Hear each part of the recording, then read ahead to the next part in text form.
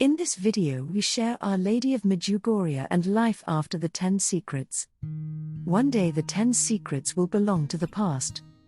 At that point the world will be very different, for the better.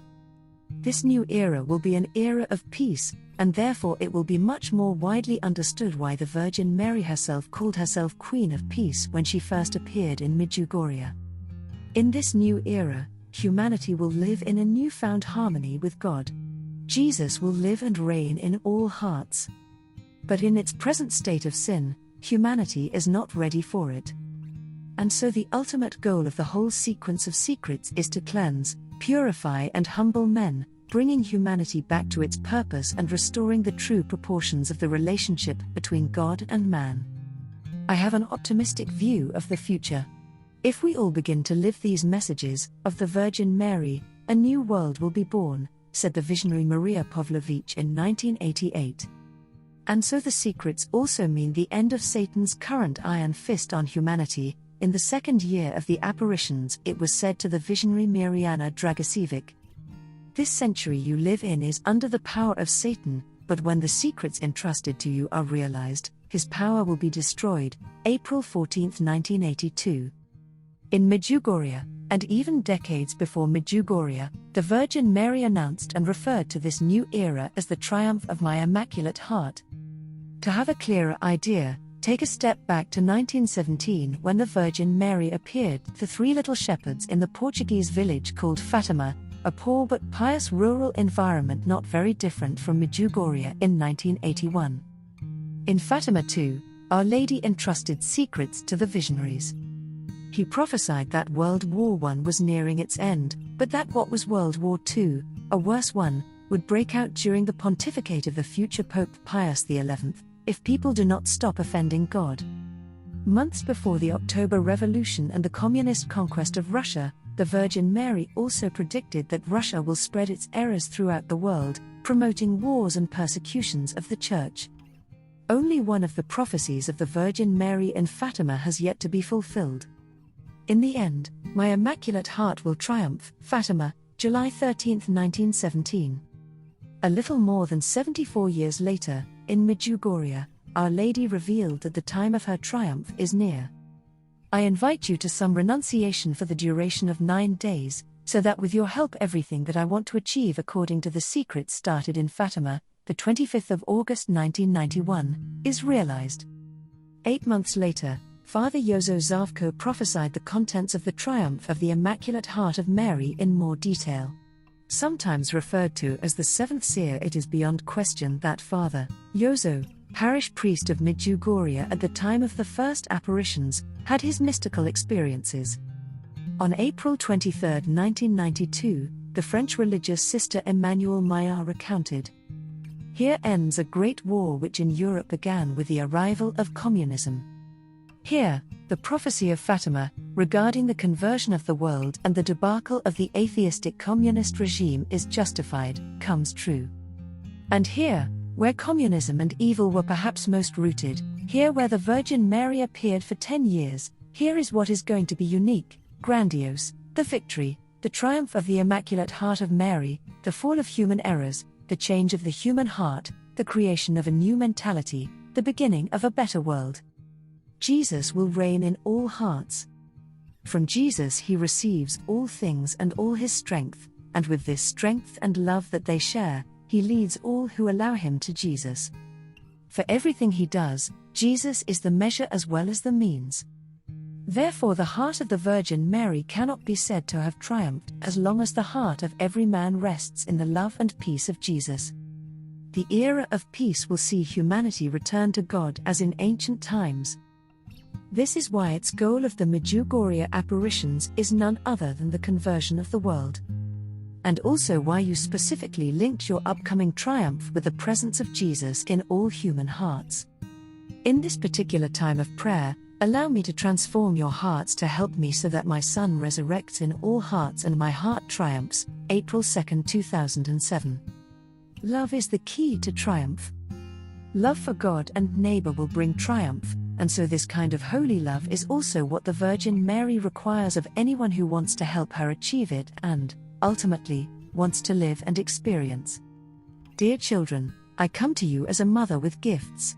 I come with love and mercy. Dear children, there is a big heart in me. I want all your hearts to be in it, purified by fasting and prayer. I wish that together, through love, our hearts triumph.